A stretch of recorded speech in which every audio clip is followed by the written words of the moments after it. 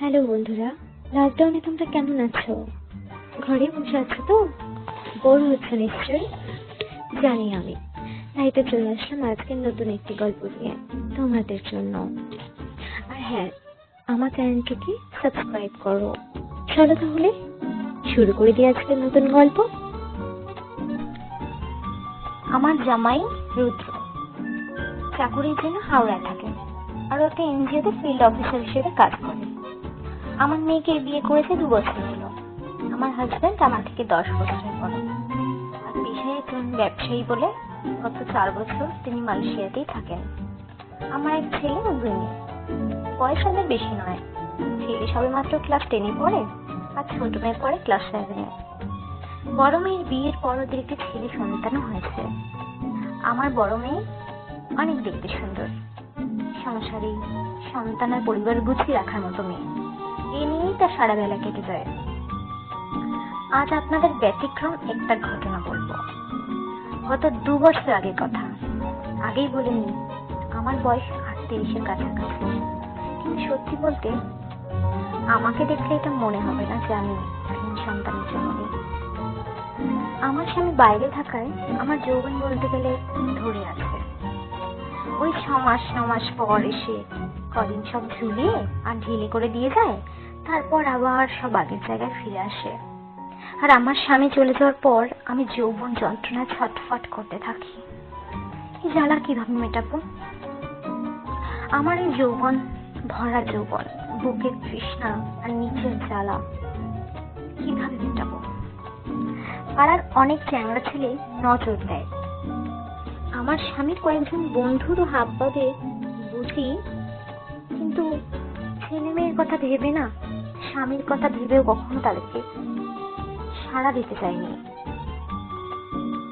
অপেক্ষা করছি কখন আসবে আমার স্বামী, কখন আমার শরীরটা আঁকড়ে ধরবে, কখন আমার সারা শরীরে জ্বালা ও চর্বি চুষে নেবে আর ওর ঘোড়া দিয়ে আমার যৌবনের রস নিংড়ে নেবে আর আমার ভেতরে ঢেলে দেবে ওর গরম রস। রাতে ছটফট করি আর আগের যৌবন লীলার কথা মনে করি আর আঙুল দিয়ে আরাম করে সোনার রস বের করে দুধের স্বাদ ঘোলিয়ে মেটাই। যাই হোক, মূল ঘটনায় আসা যাক। কয়েক মাস আগে এক বৃষ্টির দিনে আমার জামাই অফিসের কাছে কলকাতায় এসেছিল।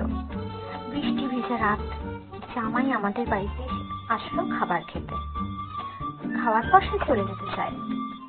তখন রাত প্রায় 8টা বাজে। আমি বললাম, বাবা তুমি আমাদের বাড়ি আজ থেকে যাও, রাহুলের খুব শরীর খারাপ, সকালে ডাক্তারের কাছে নিতে হবে।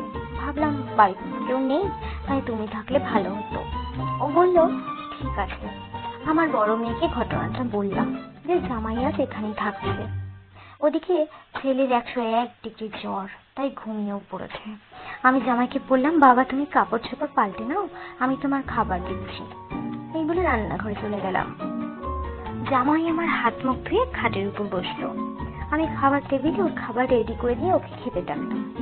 আমি রুদ্রকে খেতে দিয়ে পাশেই দাঁড়িয়ে রইলাম, যদি কিছু লাগে। ও খাওয়া শুরু করলো আর আমি পাশে দাঁড়িয়ে ওদের বাড়ির সবাই কেমন আছে, ভালো কি মন্দ আছে কিনা এসব জিজ্ঞেস করতে লাগলাম। আর ও আমার প্রশ্নের উত্তর দিতে লাগলো। হঠাৎ আমার চোখ পড়লো যে ও যেন মাঝে মাঝে আমায় দেখছে, কিন্তু কোনো কেয়ার করলাম না। আসলে ওই রকম কিছু ভাবার জন্য প্রস্তুতিত ছিলাম না, কিন্তু মাঝে মাঝে ও আমায় দেখছে, আমার বুকের খাঁজের দিকে তাকাচ্ছে। এই চাউনি ঠিক স্বাভাবিক মনে হলো না। মেয়ে আমার 6 মাসের অন্তঃসত্ত্বা এখন তো আর ও শরীরের যৌবন জ্বালা মেটাতে পারে না, তার জন্য কি রুদ্রের এই চাউনি? নিজেকে প্রশ্ন করলাম মনে মনে। বাইরে খুব বৃষ্টি হচ্ছে আর এরই মধ্যে হঠাৎ কারেন্ট চলে গেল। ওর খাওয়া হয়ে গেলে একটি মোমবাতি নিয়ে ওর ঘরে গিয়ে ওর বিছানা করে দিলাম। দেখলাম জামাই বিছানার সিট হয়ে শুয়ে আছে। আমায় দেখেও নড়ে চড়ে বসলো। এরপর আমি ওর বিছানা করছিলাম, ও শুয়েছিল।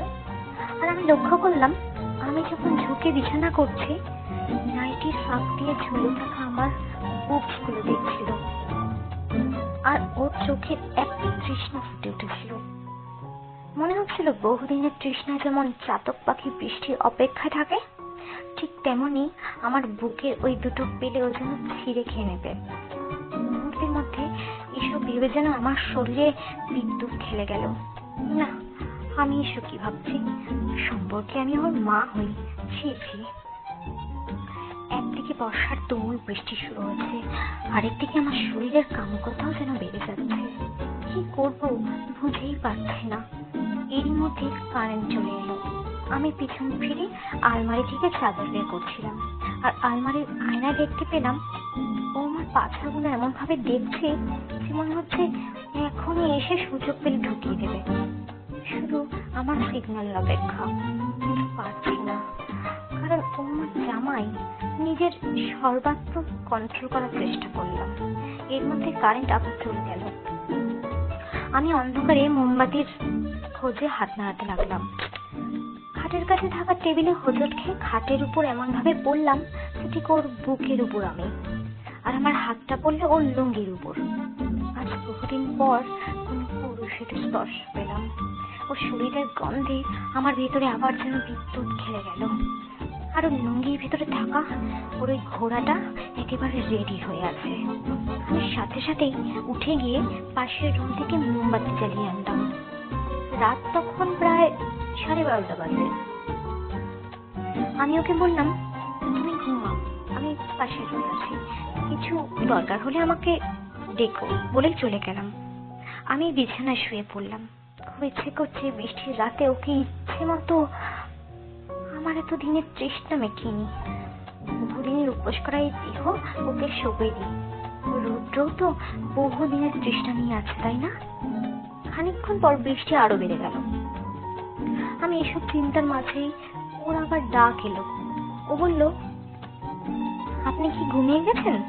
আমি বললাম, না। ও বলল, আপনার কাছে টাইগার বাম আছে? বৃষ্টিতে ভিজেছি তো মাথাটা একটু ধরেছে।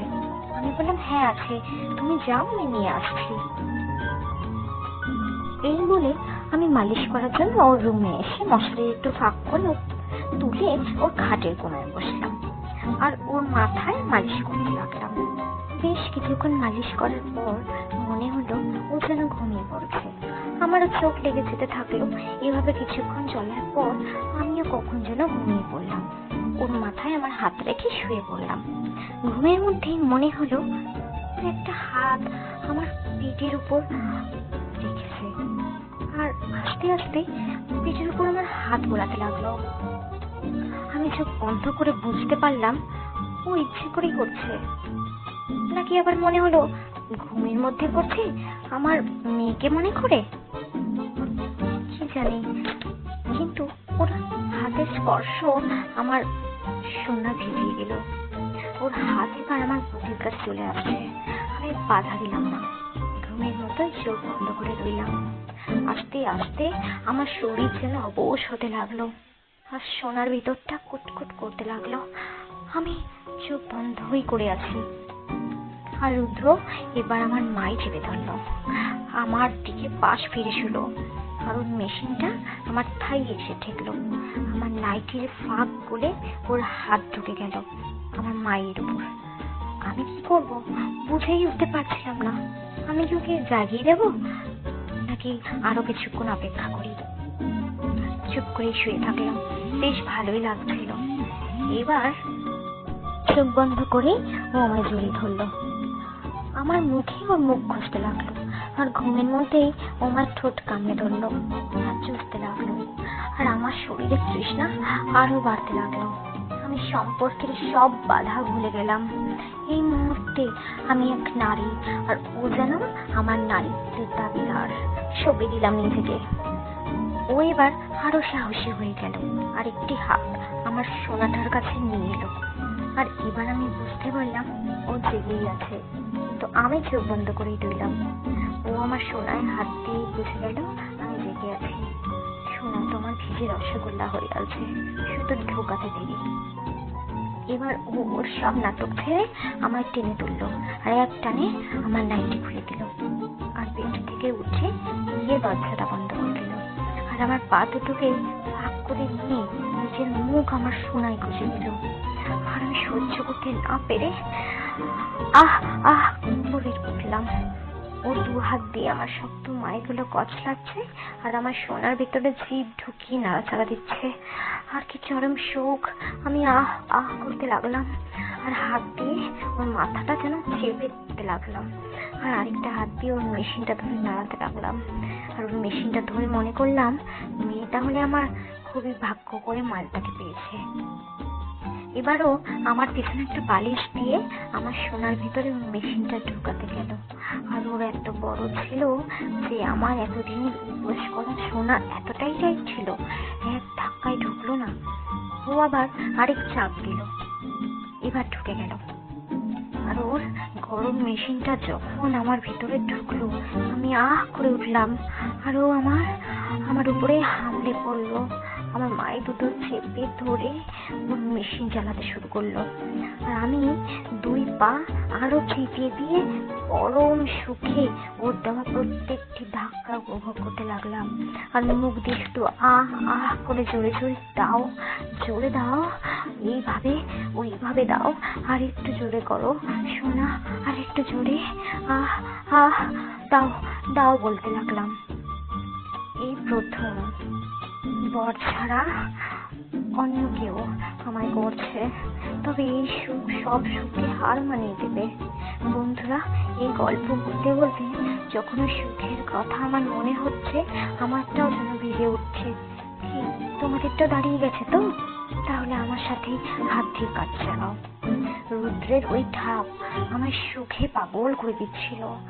আমার বরের 5 মিনিটের সুখ ভুলিয়ে দিচ্ছে।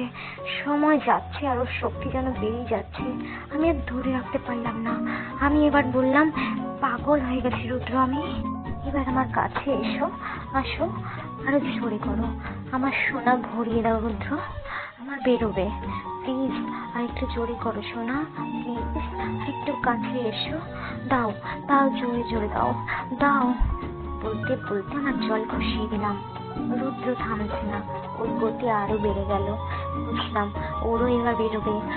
আমি এবার নিচ থেকে করতে লাগলাম, আর ও আমায় শক্ত করে চেপে ধরে আমার সোনায় ওর গরম মাল ভর্তি করে দিল।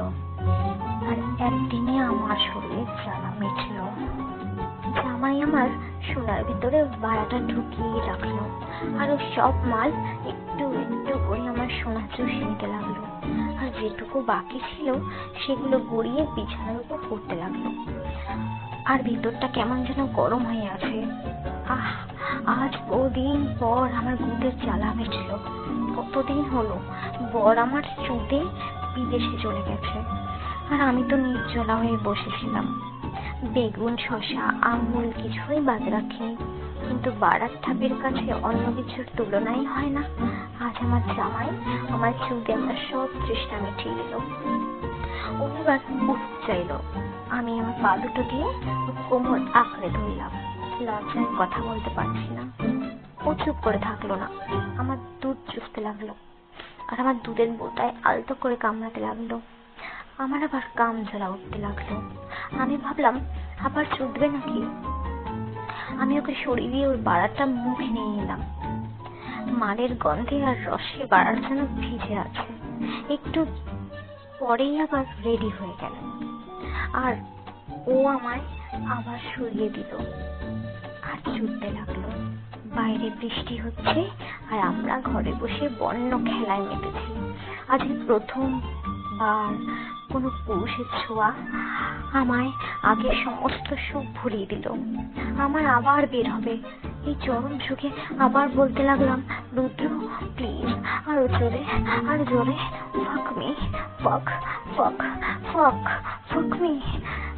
আমার বেরোবে রুদ্র, প্লিজ আর একটু জোরে করো সোনা, প্লিজ আর একটু এসো, এসো আমার কাছে, জোরে দাও দাও, জোরে দাও। বলতে বলতে আমার জল খুশিয়ে দিলাম। আহ, এই সুখ কি বলার। ও এবার ওর মাল আবার আমার গুদে ঢেলে দিল, আমায় আবার আদর করলো যেন আমি ওর 19 বছরের প্রেমিকা। আমার চুমু দিয়ে দিয়ে সারা শরীর ভরিয়ে দিল। আর 6 মাস পর ওর শরীরে জ্বালাও তো মিটলো। আমরা দুজনে উঠে বাথরুমে চলে গেলাম। আমি ওর বাড়াটা পরিষ্কার করে দিলাম। এরপরও শুয়ে পড়লো, আমি ওর কাছে শুয়ে পড়লাম। জানি না এই নিষিদ্ধ সম্পর্ক আমাদের আবার এক করবে কিনা, জানি না ও আবার আসবে কিনা। এই ভাবতে ভাবতে ঘুমিয়ে পড়লাম। পরের দিন ও খেয়ে বেরিয়ে পড়লো, আর একটি কথাও বললো না। নিজেকে কেমন যেন অপরাধী মনে হচ্ছিল আমার। ছেলে এখন ভালো আছে, জ্বর কমেও গেছে। পরদিন বিকেলে রান্না করছিলাম, একটি ফোন এলো, দেখলাম ও করেছে। শরীরের মধ্যে বিদ্যুৎ খেলে গেল। রিসিভ করলাম। ও বলল, অফিসের কাজে আজ রাতে কলকাতা এসেছি, রাত্রে থাকবো। বাকিটা হ্যাঁ হ্যাঁ পরের পর্বে শুনে নিও। তো বন্ধুরা, কেমন লাগলো আমার গল্পটি? ভালো লাগলে একটি লাইক করো, কমেন্ট করো, আর প্রতিদিন এরকম হট গল্প পেতে আমার চ্যানেলটি সাবস্ক্রাইব করো। টাটা, ভালো থেকো আর ঘরে থেকো।